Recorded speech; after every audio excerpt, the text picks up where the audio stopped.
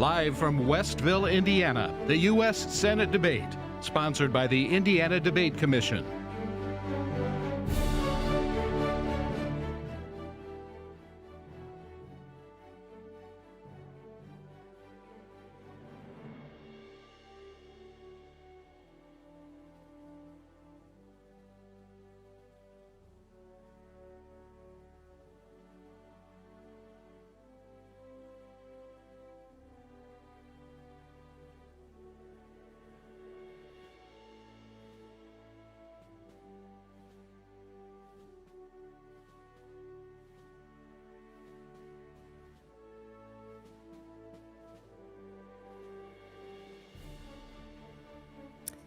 Good evening, and welcome to the first of two U.S. Senate debates sponsored by the independent, nonpartisan Indiana Debate Commission.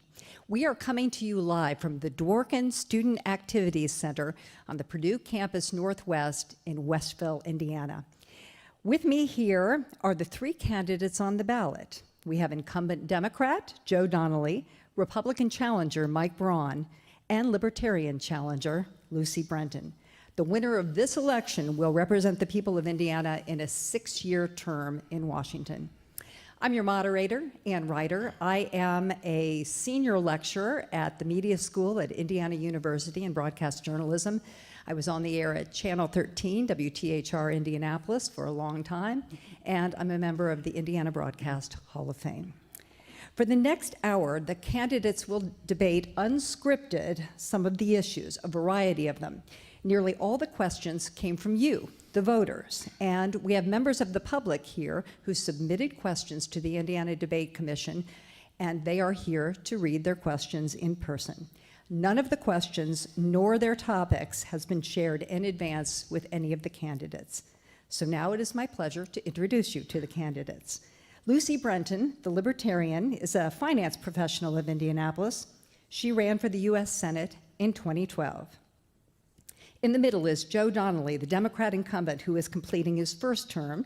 He was elected to the Senate in 2012. And Mike Braun, an auto parts distributor of Jasper in southwest Indiana. He won the Republican primary in May. At this time, the candidates can further introduce themselves and make a 1-minute opening statement, starting with Mrs. Brenton. Thank you and welcome. My name is Lucy Brenton, and I'm the only reasonable candidate for United States Senate instead of the two bickering old parties. Tonight, you're going to hear a lot of things that you've heard before. You're going to hear that we're supposed to keep sticking our noses into other countries' business, but you as the taxpayer have to pay for it. You're going to hear that they want to build a wall, not me. I want to build bridges. There are 3 things that our country needs right now. First, we need to protect individual human rights so that we can pursue happiness on our own terms without government interference, as long as you don't hurt anybody else. Second, we need to protect individual economic liberty so that you have the right to earn a living without the government regulating and taxing you to death. And third, we need to leave this world a better place for our kids. Polluters must be stopped. I dream of an America where everyone feels comfortable and welcome, where you feel free to be yourself. They want to tear this country apart. I want to bring our nation together. Please allow your friends and invite them to follow me at #ILoveLucy. And now we will hear from Senator Donnelly. I love Lucy too. Thank you. Thank you so much for having me here tonight. This election is about who do you trust to have your back in Washington. Since I've been senator, we've had 70 consecutive months, every single month, of increased job growth. I was the final vote to save health care. If you have sickle cell, if you have diabetes, if you have a child with asthma and needs an inhaler, I saved their health care, not Mike. Mike increased taxes 45 times while in the legislature, the largest tax increase in Indiana history.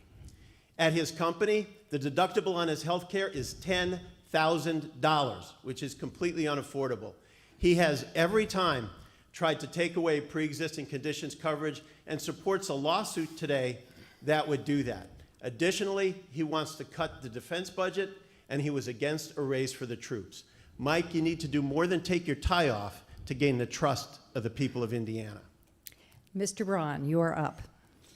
Thanks for hosting the debate, and thank you, Hoosiers, for tuning in. I'm Mike Braun, a lifelong Hoosier.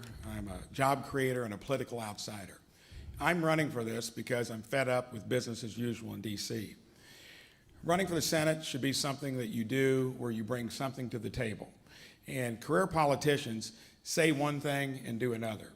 I moved back to my hometown, took on tough issues like health care, held premiums flat for 10 years while covering pre-existing conditions. So when I get there, you can count on me to do things, and he's running a campaign of negativity because of his record. Wrong on the Iran deal, wrong on health care, wrong on almost everything, including Judge Kavanaugh. When you send me there, you can count on I'll stand up for Hoosier values. And you're going to need to look at leadership and trying to change the dynamic of a broken system. Thank you. Thank you. And we start with the Supreme Court, as you might imagine. But first, I want to preface it. This is from the Indiana Debate Commission, this question. Division and animosity in Washington and around the country is at the highest level that many people can remember. In fact, some people think it has not been this polarized since back to the Civil War. So candidates, the country just emerged from a bruising fight over the nomination of Brett Kavanaugh to the Supreme Court. It was a fight across ideological lines that highlighted the growing Me Too movement, as well as the demeanor of judicial nominees. So what lessons did you take away from this battle? And I start first with Mrs. Brenton. Thank you. And thank you to the Indiana Debate Commission, Hoosiers Watching, WTHR, and all the fine stations and internet streaming that's carrying this. I'll tell you what I learned. I learned that it doesn't matter whether you wear red or whether you wear blue. They want control of you. The division is not over civil rights or any good issue. It's really over who gets to control this country. And you can see that whether you're on this side of the aisle or that side of the aisle, the complete focus is on controlling the tax dollars that flow from people. So what needs to happen in this country is we need to come to a baseline of love and harmony, and we need to take away the issue of them trying to control us. It's us versus them. Mr. Donnelly? I voted against Judge Kavanaugh because of concerns about his impartiality and concerns about his judicial temperament. But I voted for Justice Neil Gorsuch, President Trump's pick, because on the test I have, which is about judicial temperament and impartiality and qualifications, Judge Gorsuch covered all of those. I've been for 77% of President Trump's judicial nominations. 62% of the time I've voted with President Trump.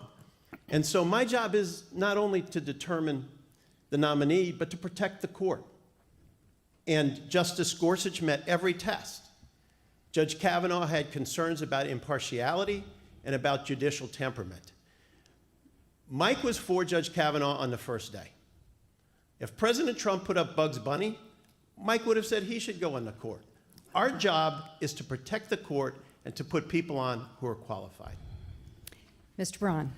So this will be a clear separator between me and the senator here. When you had a judge with his qualifications, there was no doubt that he is not going to legislate from the bench.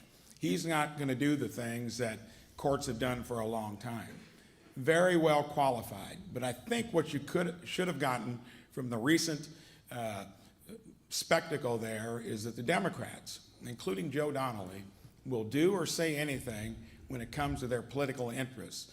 It is a blood sport, and as long as it's like that, you're going to have decisions made based not on what Hoosiers want, based upon what Chuck Schumer wants. You're going to need somebody that leads and thinks independently.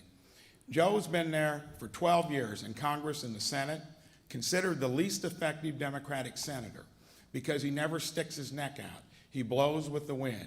And in this case, he made the wrong decision on Judge Kavanaugh. Rebuttal is on an as-needed basis, and the candidates are going to indicate when it's very important to them. Mrs. Brennan, you were first up to indicate. Yeah, thank you. I think as a female, it's important that I stand up here and stand for women, that we should be believed when we come forward.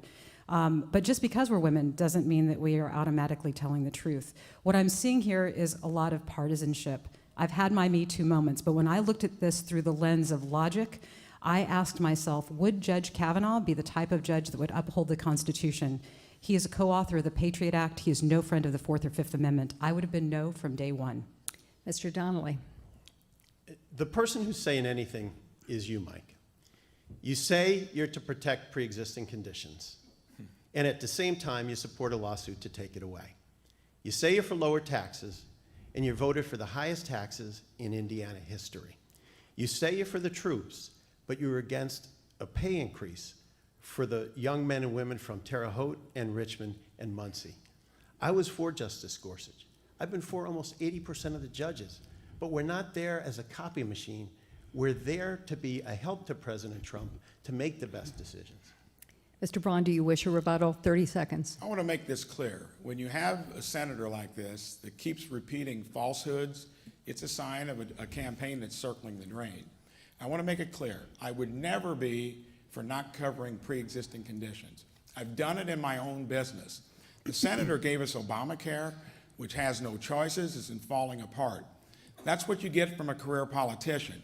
When you have a leader, somebody that does things in the real world, you can hold premiums flat for 10 years. And my insurance is good and much better than the failed Obamacare plan. I would like to ask that we all try to stick to the question at hand. We are going to get to a lot of the issues that you just mentioned. Just a reminder, and that is not against any particular candidate. We do have our first voter here, and we're so glad we do. The first member of our audience to ask a question is Terry Krause of Elkhart. She's a business owner and doctoral candidate at Purdue University. Mr. Donnelly, you will be the first to answer her question. Have at it. If elected, will you commit to carrying out the will of the people, even if it means going against your own party? Well, I go against my own party all the time. I went against my party when I voted for Justice Gorsuch. I've gone against my party rounding up all the Democrats to be for right to try when there were none for it. And I was able to rally all 50. So we were able to make sure that our children got health care, that we had right to try, that people in difficult medical situations could get coverage and life-assisting medication. So that's a regular for me. I've been with President Trump 62% of the time. That's what we're supposed to do. I don't think it's about party. Mike couldn't even name a single Democrat when he did a forum in Indianapolis. He may have Googled the name since then, but at that time he couldn't name a single Democrat to work with. I've passed 45 pieces of legislation, and each one had a Republican partner. 23 with President Trump, so count me in. Mr. Braun. Okay, very clear. It's his record that we're litigating this evening. And when you try to turn attention to other issues, it means that you're probably embarrassed about your own record. I want to make it clear. He voted for Obamacare originally. He voted against its repeal. He voted for the Iran deal. He voted against tax reform. And for any enterprisers, that was the one that really made a lot of difference. And then here, he voted against Judge Kavanaugh. He says for other reasons, but he did it because he takes his marching orders from Chuck Schumer, the same guy that's been running his campaign from afar. And when you'll do that, and you've got a record that says you're the least effective senator, my goodness, why don't we give a chance to other people that have done things in the real world? I took on the insurance companies when nobody else would. It may not be the perfect plan, but it's a great plan, and I held costs firm for 10 years, and I'll know more about what to do to actually reform health care than a career politician that gets briefed from the lobbyists. 15 seconds, Mr. Braun. Would you commit to carrying out the will of the people, even if it means going against your party if elected? I would. The key thing about a leader is you think independently. And if you look at my record, I've done that when I was in the state legislature. I've done it in my business. And a record speaks for itself. Joe has gone there, gotten cozy for the perks and the pay. He's not led. That's the difference between me and him. Mrs. Brenton, same question that Terry asked. It's going to be an awfully long evening if we just simply listen to them repeat their commercials back and forth to each other. Thank you, Carrie, and congratulations on your PhD candidacy. I'm a little bit torn as an IU grad, but let me answer that question. The Libertarian Party is a set of political beliefs and ideals, and we look through the lens of something very simple. We demand all of our freedoms all of the time. We demand a return to constitutional values and restrictions because the government is supposed to have a muzzle on it. That is the purpose of the Constitution, to allow maximum freedom. Please read the 9th and 10th Amendments for more information. Would I go against my party? Yes, absolutely. But I don't believe that I'll have to, because the lens that we look through is not left or right. The lens that we look through is one of being fiscally conservative and socially accepting, to be able to allow people the maximum freedom with really just two things in mind. Don't hurt people, don't take their stuff. Other than that, you're good with me. We have another voter lined up, but you indicated, Mr. Donnelly, that you would like a rebuttal on this. Yeah, Mike talks about effectiveness. He ought to talk to the veterans of North Central Indiana who have a brand new VA health center that we all work together on. The veterans in Terre Haute who are going to be getting a new VA center in the next year or two. He ought to talk to Laura and Jeff McClin, whose son Jordan has Duchenne's muscular dystrophy. And because we worked together, we were able to pass right to try legislation that President Trump personally thanked me for and said what a great job we did. He ought to talk to Justin Phillips, who we've worked together on to stop the opioid scourge across our state, that we've gone to place after place to end it. That's effectiveness. All right. Let's go to our next voter. This is William Eckerly of Monticello. He works in customer service, and he has a question. Who is your role model in politics and why? And for this one, we start with, Mrs. Brenton again. Thank you. You know, I'm often torn about who would be my role model in politics, simply because there are so many different people that you can admire, and not always for the right reasons. For example, I admire President Lincoln. Why? Because when a woman said to him, "President Lincoln, you've got to destroy your enemies," his answer was simply, "Madam, I'm going to make my enemies my friends. Does that not destroy my enemies?" But he had some other issues as well. I guess really the question becomes, is there anyone worth admiring? The last politician in modern days that I really admire was John F. Kennedy, because he took a stand and he said, you know what? We're the greatest country in this world, and what we're going to do is we're going to put a man on the moon in 10 years. And we don't know how we're going to do it, but we know that we're going to do it. And it's that sort of inspirational leadership to which I aspire. Producers are telling me that, Mr. Braun, you should have gotten the first go of that. So why don't you answer next? Okay. So, role models. I'm doing this from the outside, and when you've got so many career politicians there, it's hard to find them. But I'll give you one. He's not in the Senate anymore, Tom Coburn, a doctor from Oklahoma. And what I loved about him, he was never afraid to bust the government. The government that Joe's been a part of for 12 years, that's given us $1 trillion deficits on top of $21 trillion in debt. He was honest, he would speak up. That's what you're going to get out of me. I signed a term limits pledge. I think the problem with our country is we get people that go there for the wrong reasons, start calculating their vote to get reelected, like the senator here, and whoever gives them a campaign contribution. Ron Johnson from Wisconsin, thank goodness, outsider businessman. Small businesses would have been left out in the cold when we did tax reform. He stepped up. I didn't hear this senator's voice because he never speaks up, doesn't want to shake things up. Ron Johnson, I respect. I look forward to serving with him. Senator Donnelly? Mike, you may want to know Ron Johnson was my partner on the right to try legislation. He and I were the two senators that President Trump congratulated and said what an awesome job that we did. And if you'd like me to pass on that you like Ron, I'll let him know. My friend, my mentor, my hero in politics, John McCain. John McCain, who spent over 5 years in a Hanoi prison cell. John McCain, who fought for his nation at every turn. John McCain, who when he ran for president, his motto was country first. And that's what this should be about, is our country, is about how to make it so that for our children and grandchildren, we leave them a safer, stronger America. And in life, it would be my dad and Father Hesburgh from the University of Notre Dame, where I graduated.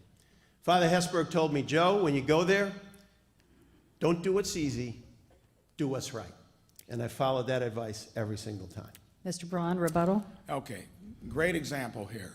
He talks about right to try. Great piece of legislation. Everybody was for that. The tough ones are when you got to stick your neck out on a major piece of legislation, and you got to be willing to buck your party boss, Chuck Schumer, who tells, I think, the senator what to do on all the important legislation. If he was friends with Ron Johnson, why wasn't he speaking out on tax reform? That was the biggest piece of legislation for small businesses and individuals when you believe in keeping more of your own. That's where you want a senator to speak up, not on something that everybody thinks is good. Mrs. Brenton? You know, as long as we're on the subject of right to try, let's talk about right to try cannabis. Let's talk about not doing study after study to determine the effectiveness or safety of cannabis. I've got great news for you. It's been studied for about 10,000 years throughout human history. And how many people have ever died of a marijuana overdose? It's the exact same number as have been gored to death by a unicorn, 0. Mr. Donnelly, quick rebuttal, if we can. We really want to cover all these issues. I will. Okay. Look, I was against tax reform because it exploded the deficit by $2 trillion that our kids are going to have to pay for it. Mike got a wheelbarrow full of cash in that tax reform. He got a huge tax cut. And the kids of LaPorte County, and the kids of Du Bois County, and the kids of Posey County are the ones who are going to have to pay for it. We're going to move on to climate change. I'll tell you, we received more questions on this than any other topic. UN scientists just came out yesterday, said world has 10 years to get climate change under control or face dire circumstances. Right here at Purdue, researchers have projected that our average temperature will rise 5 to 6 degrees by mid-century. So this question was put in by Lee Eman. He's a retiree in Bloomington, very open-ended, and he asks, what actions, if any, should the U.S. government take to address climate change and global warming? We're going to get back on track here. Mr. Braun, you get to start. Thank you. Climate change, a steward of the environment. I'm again going to bring talents to this discussion because I've been a steward of the environment for a long time. Started the Ecology Club back in high school. That's unusual to hear out of conservatives. Been a steward of managing land in a way that I understand the real issues. Always going to be, all of us want clean air and clean water.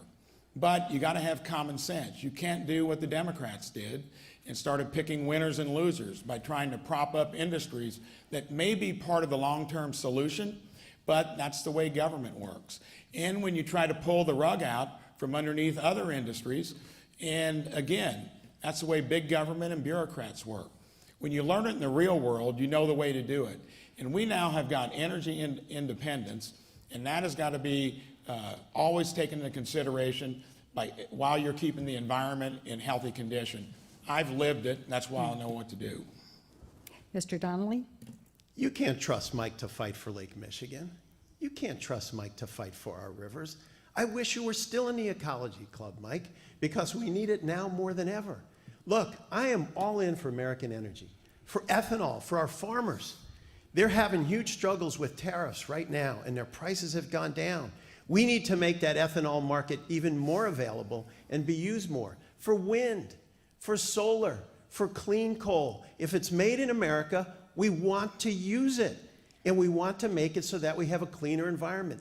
We have a sacred obligation to our children, to everybody who's watching out there, to turn over to you a planet and a country and a state and a lake and a river in the Ohio River that's cleaner today than when we first found it.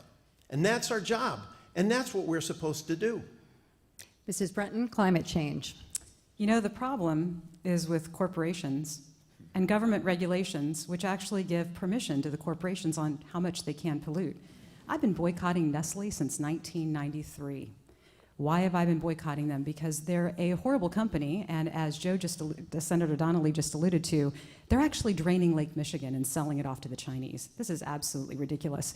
We don't need more of this in Washington. We need people that actually stand up for what's right, that will offer real solutions. For example, we need a global cleanup effort to get the plastics and dirt out of our ocean. We need heme iron to seed our phytoplankton so that they're able to actually clean up the oceans for us. We need hemp. Oh my gosh, did I talk about this 2 years ago or what? We need hemp, we need hemp, we need hemp. Why do we need hemp? Because it fixes carbon. Why do we need hemp? Because we don't need ethanol. That's just another government boondoggle that pays off his cronies. Actually, we do need ethanol. I think we need hemp. Mr. Braun, did you want a rebuttal on this, Mr. Braun or Mr. Donnelly? I just wanted to say, look, we're Indiana. we fight for our farmers. Ethanol is a clean fuel. It's an extraordinarily good fuel. It is something that makes money go in the pockets of our farmers instead of the sheikhs in Saudi Arabia or in the Middle East. I'll fight for our guys on the farm every single time, or women on the farm every single Okay, time. let's keep it moving. We have some rebuttal. Mr. Braun? Okay, quick rebuttal. When it comes to energy independence, where were Democrats and where was the senator? President Trump came along, and now we're an exporter of energy. And I think the big difference in this debate and in the approach is, do you accept the things of the past? The senator has been running for office or serving in it for almost a career. And you've got to accept. That's just not true. You've got to, That's you've been just there not 12 true. years and you I've ran spent before more that. time, lots more time in the private sector than in public office. And You can know interrupt. that. You can And interrupt know if you that. want. Mr. but- Braun, you've got 10 more seconds. Yes. If you don't get people in there that think differently, expect more of the same. I'm going there because folks have been there a long time and they've delivered us these results. He's shirking it. He's part of the problem. Okay, we're getting off track a little bit. Mrs. Brenton, you indicated you want a very quick rebuttal. I think I may be the only one standing up here that has an organic garden and that composts and recycles and does all that good stuff. Maybe Senator Donnelly Not does the as well. case. Here's what I know.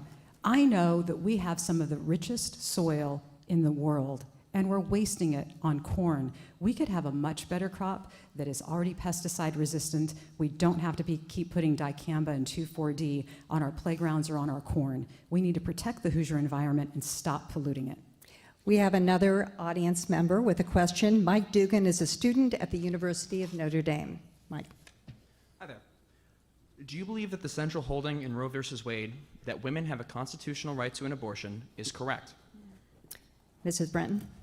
Of course, start with the woman. If any of you have read my biography, it's probably not a stretch for you to understand why I'm pro-life. I've given birth to 10 human beings, and now I'm a grandma of 2. So when you ask a question like, is a particular Supreme Court decision right or wrong, we've got to ask yourself, is who are we protecting? If we don't protect the smallest, most helpless individual, then we're on a downward slide into euthanasia, into killing off our old people so that Social Security doesn't go bankrupt like it already is because there is no trust fund. So the question is, should we or should we not have Roe v. Wade? That's a question for the Supreme Court to answer. And all of you that are worried about Kavanaugh, you can keep worrying about it because he's not strong on your 4th or 5th Amendment rights either. He's probably not going to be strong on that. Senator Donnelly. I don't have a litmus test on that, but I will tell you this. I'm a pro-life senator. I have every single time made sure that federal funds were never used for abortion-related services. And I believe in a stance that protects all life. But I also believe it's important that for our moms, for our sisters, for our wives, for our daughters, that we have exceptions. I believe exceptions in the case of rape, and in the case of incest, and in the case of a mom who may lose her life because of the pregnancy. I was on a stage 6 years ago where they said Richard Murdoch was extreme. But Mike is actually more extreme because he thinks he should be in the middle of a decision for your wife or your daughter when their life is at stake. And I just don't think we have any place in that discussion. Mr. Braun. You know, I am 100% pro-life, and when it comes down to just trying to nurture life in general and take us from where we are currently, all I can tell you is I got the endorsement from the Indiana Right to Life, the National Right to Life, the Susan B. Anthony Group, and this gentleman here has got an F rating. So when he says he's pro-life, I don't think you can have it both ways. I would never demonize anybody that disagrees with me. And, you know, I'm open-minded in the sense that anybody can have their opinion, but you can't have it both ways, Senator. And I'm the one being endorsed by the organizations where they know where your heart is. Senator Donnelly, a quick rebuttal if you... It's not having it both ways to make sure that your daughter or your wife, when they're given the most tragic news, and I see doctors in the audience, the most tragic possible news that they could lose their life in this pregnancy. That's not our place to tell that woman or that family what to do. Mike, that's not our business, and we shouldn't be in the middle of it. And it's the family's decision with their pastor. Mrs. Brenton? Just a quick note. I've faced this decision as a woman. Here's what you need to know. It's no one's business but the person whose body it is. We must each have absolute control over our own bodies. If we don't have freedom in our own bodies to accept or reject any medical care, then we don't have any freedom at all. Our next question comes from Candace Cole, a warehouse supervisor from Wheatfield, and she is also in our audience and here to ask it herself. Hi. My 4-year-old son Eric was killed at a babysitter's house when they left a fully loaded handgun unsecured and easily accessible to children. My daughter, who was 7 at the time, walked in and had to find her brother. We have no legislation to hold irresponsible and negligent gun owners criminally liable in situations like this. It's also interesting to note that more than 60% of school shooters got their weapons from their own home or that of a family or friend. Would you support and would you sponsor a bill passing safe storage laws, also known as child access prevention laws? Senator Donnelly, you're first on this. Well, I believe in the Second Amendment, but I also believe with rights come responsibilities. And the storage law is something that we need to look at. What we also need to do is stop the gun show loophole as well. That somebody who leaves the prison right here down the street in Westville, they can go out as a felon and get a gun, go to a show, pay $500, get this gun or that gun or an AR-15. You can come from the big house in Michigan City and get a gun. I was at Noblesville West that afternoon. I was with the families and the police. And we have to make sure that on this kind of issue, things like no fly, no buy, if you're on a terrorist watch list, you can still get a gun. Mike, we have to make it that there are some standards, that we have to be responsible, that not just rights but responsibilities as well. And the things you're talking about, we have a red flag law in Indiana. I'm sorry, it's just such a complicated issue. It is. It's and hard it is to not put in a 60 one-minute seconds. issue. I know. And we have a red flag But- law in Indiana that's exceptional. Okay. Okay. Thanks for not making me use my mom voice. My daughter said, use your mom voice. You can do that. Mr. Braun, your chance to answer this question. Any violence or tragedy with a gun, tears at your heartstrings. I mean, we all agree with that. I think when it comes down to how do you actually solve the problems, I would look at school security being as something that Indiana, I was part of the state legislature, we've done a good job there. The other thing you've got to look at would be whenever mental health, comes into play. I think we get a lot of cues and we don't do anything with it. When it comes to things like storage and so forth, I think the places where we've tried to use gun laws generally impact the folks that are law-abiding. I'm going to be for anything that proves effective to keep guns out of the hands of criminals. I'm going to always be there to defend the Second Amendment rights, because so often politicians and liberals end up going there, not the source of the problem. I was the individual here that's getting the NRA endorsement, and proud of it, because I think they want to make sure your Second Amendment rights are never infringed. Mrs. Brenton. Candace, as one mom to another, I am sorry for your unimaginable loss. I see my own 5-year-old flashing through my eyes, and I'm grateful that my husband and I are responsible gun owners who keep all of our guns locked. I think that's an important step that, as Senator Donnelly said, with rights come responsibilities. We shouldn't have to pass laws to do this, people. This is common sense. And to have someone as trusted as your babysitter be the one that created such a tragedy is unbelievable. I'm going to call a little bit of BS, though, on the gun show loophole, because I've been to gun shows, I've bought guns at gun shows, and they've always done a background check on me. Second Amendment, very, very strong in the Second Amendment. I think it's absolutely important that we understand the reason the Second Amendment there is it is liberty teeth. Never forget the reason that we have the Second Amendment is because the political attitude of the day was one where we were fighting the global superpower of the day. Should that ever happen, God forbid, in our country, we need to be able to stand against government. Senator Donnelly, quick rebuttal. Our children ought to be able to go to school safe, study safe, come home safe. Over 90% of Hoosiers think that the gun show loophole should be ended.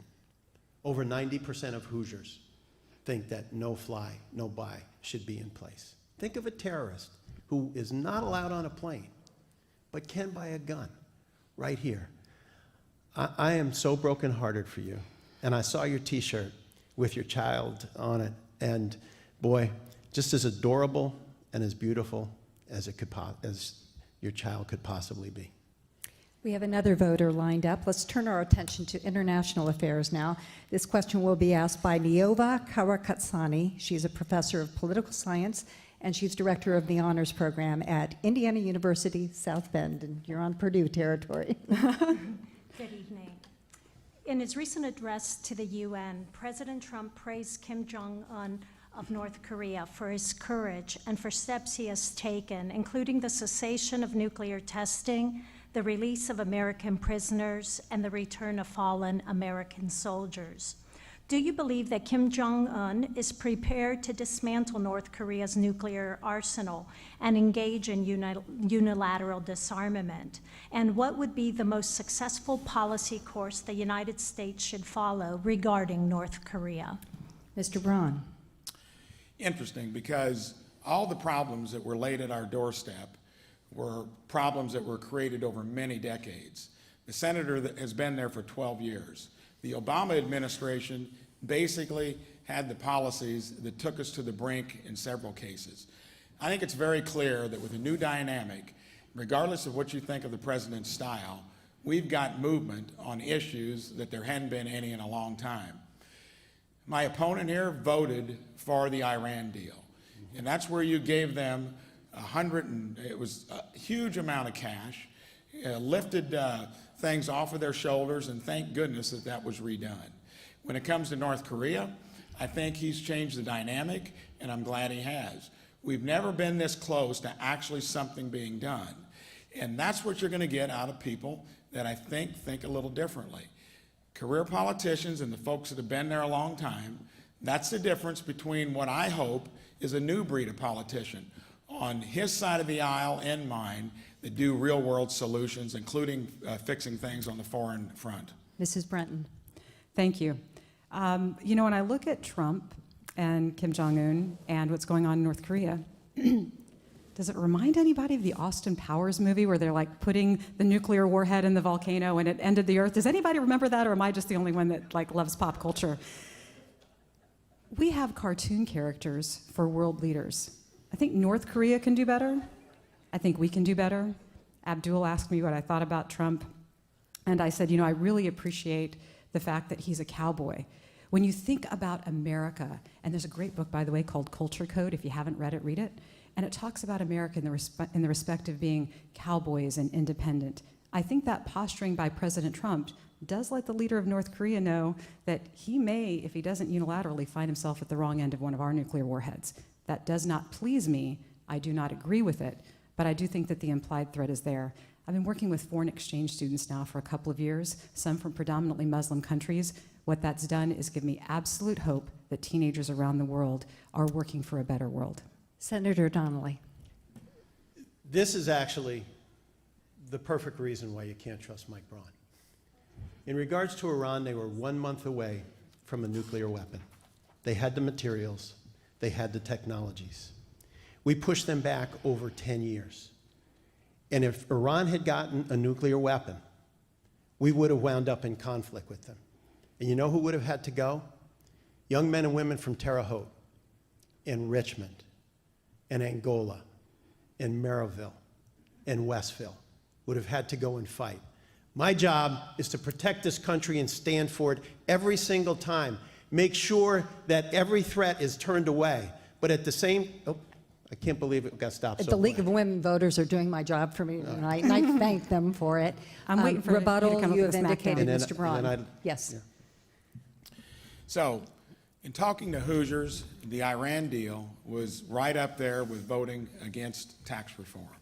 When you take a country that's been belligerent, that its mission is to destroy Israel and to export terrorism, and you deliver them $1.5 billion in cash and give them concessions up to $150 billion, that's not a good deal. How can you trust people that have never been trustworthy in the past? That dynamic is changing, and the senator says he's for what was done before. To wrap. That was quick. I mean, you responded like that. Thank you. Senator Donnelly, you want a rebuttal as well. Think of what Mike just said. Iran's now 10 years away. They were 1 month away from a nuclear weapon. And if they had gotten it, our kids would have had to go fight another war. That's why the Iran deal was done, to make sure that our children didn't have to go to war, to make sure that our kids could stay in Terre Haute and in Muncie instead of having to try to take after Tehran. Mrs. Brenton, rebuttal? Very quickly. What you just told me is they were 1 month away, now they're 10 years away. We kicked the can down the road, not handled the problem with a real-world solution, and that means that our children are still going to be dealing with this, and my grandchildren. That does not please me at all.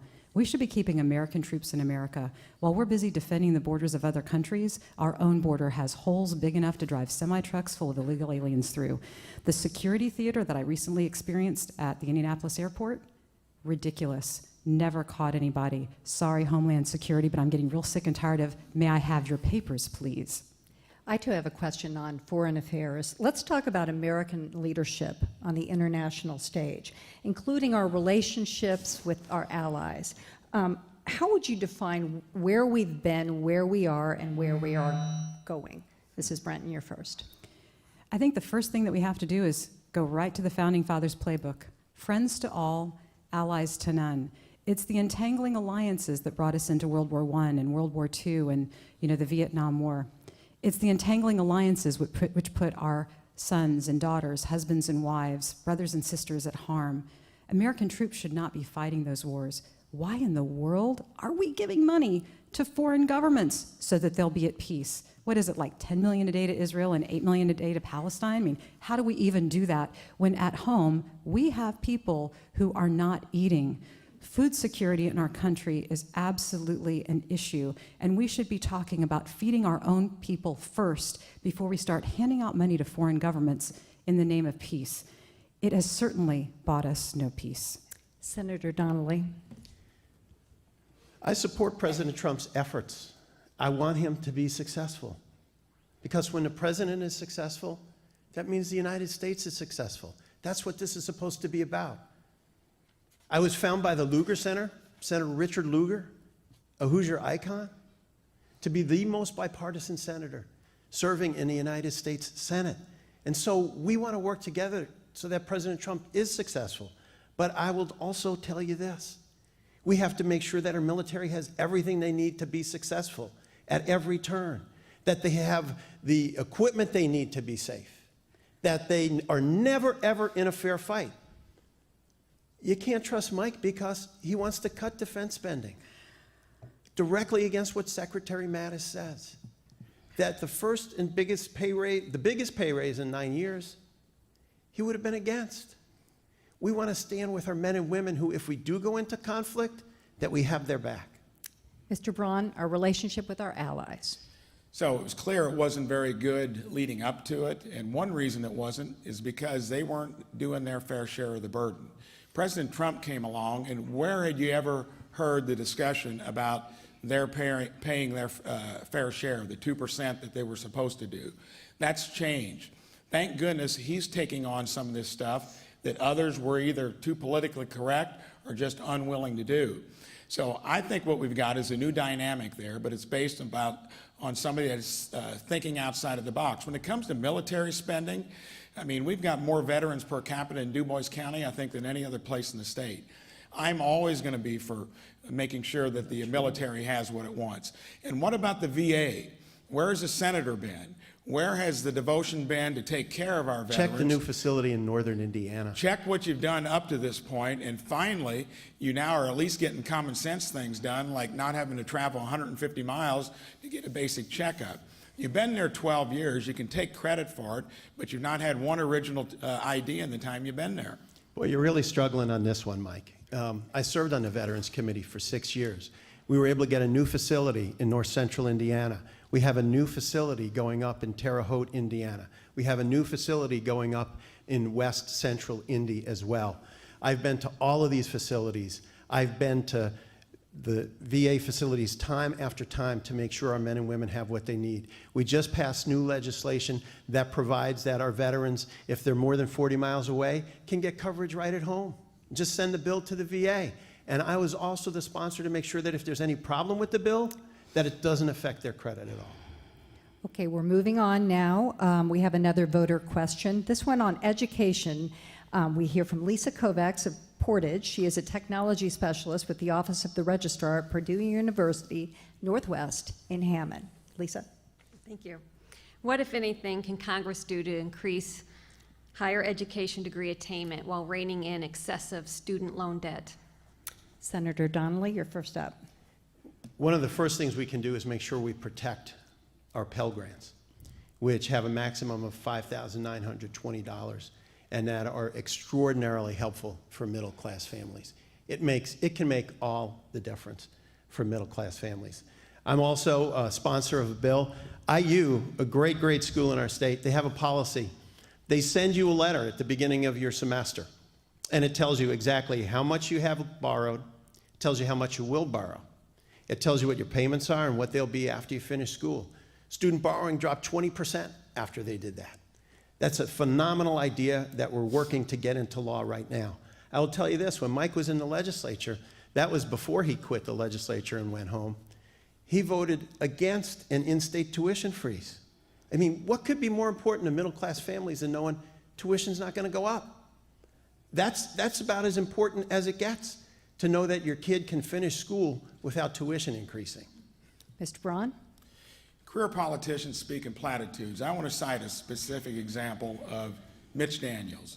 When I interviewed him first year on Ways and Means, this is how you fix the cost of education and the fact that it's now going up at a higher rate than the cost of health care, and that's sad. I asked Mitch, I'm proud that you've frozen tuition at Purdue for the third year. I said, what are you going to do to try to keep costs actually down? And like somebody that's done something in the real world, he rattled off 3 things that were impressive. Going to make sure that we buy things right across all locations. That's what somebody in business would do. Going to make sure that we look at our benefits program to make sure it's sustainable, that you're not only getting good coverage, that you're also going to be able to afford it.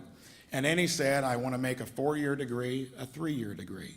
That is going to be the difference between somebody like me and somebody that's been there as part of the problem. You think out of the box, and if you come away with anything this evening, that should be it. Mrs. Brenton. Can we talk about free market solutions and take out the government involvement? Everything government does makes us poorer. It's like they take, a liter out of blood in this arm and they put back 10%. It's just insane. Government is currently picking winners and losers in our higher educational system by guaranteeing student loan debt that you can never bankrupt out of. It's an absolute scam, it's a ruse, and it's a big gift to banks that they can be so profitable on the backs of every single one of us. I've been doing mortgages since 1996, and here's what I discovered. You think we had a crisis back in 2008, 9, and 10? You ain't seen nothing yet. When I try and get people, young people qualified who want to have the American dream and be homeowners, they simply can't qualify because their student loan debt is higher than a mortgage. It's absolutely insane. We need free market solutions, and I often tell my own children, consider trade school because they're not outsourcing electrical jobs to China. Mr. Donnelly, you indicated rebuttal. I do. Mike had a shot to help every family in Indiana, but you couldn't trust him to do it with an in-state tuition freeze. I want kids to finish in 3 years too. I think that would be awesome. But the fact is, not everybody does. But I'll tell you what, if you freeze tuition for all of them, it helps them in year 1, year 2, year 3, year 4. And maximizing Pell Grants does as well. It's your pocketbook. It's our kids' pocketbook. It's saving money, and that's what we should do. And you're up for the next question as well, but rebuttal, Mr. Braun. So when it comes to the cost of education, we all want that to be great service and low cost. The difference is going to be, the senator's been part of now student debt that's gotten to $1 trillion, part of a system that's delivered us all these annual deficits. Can you really trust somebody that's been there, and do you deserve to have a shot at it when you've been part of the problem? All I'm saying is if you want more of the same, Joe's your guy. If you want people that are going to really fix things, that have done it in the trenches, you ought to try something different. Pre-existing conditions, they were mentioned right off the bat, so we have a question from the Debate Commission in that regard. There is a court battle underway to take away patients' guarantee of insurance company for pre-existing conditions. Do you believe insurance companies should be required to provide such coverage? And if so, do you believe the companies should be able to charge higher rates to people with those conditions? And Mr. Braun, you're first. Great question. I've spent 10 years in my own business taking on the whole issue of the high cost of insurance. 10 years ago, health insurance companies kept coming in. You're lucky. It's only going up 5 to 10% a year. I did it before Obamacare, and I want the public to be absolutely clear about this. I would never be for any replacement of the Affordable Care Act unless it covered pre-existing conditions, and it didn't have any cap on coverage. But to get that to be done and to be sustainable, you got to do things like we did. We broke the cost curve. And my insurance costs less, far less, than the comparable Obama policy. And that's because government always wants to do stuff, but they never worry about the cost of it. Until you get entrepreneurs and people that have done it in the real world, I wouldn't count on career politicians to do it. They've delivered us the mess. Mrs. Brenton. The problem with healthcare, just like anything else, is that we are disconnected from the cost of it because there's an unseen hand and force moving in our markets, one which we can't control, except at the voting booth, by the way. If you want something change, if you want something new, you've got to vote for Lucy and vote for me and support me because I'm the only one that'll get rid of all of this crap. Here's the problem. Government inserted itself into healthcare in the 1960s. Prior to that, we had doctors coming to your door.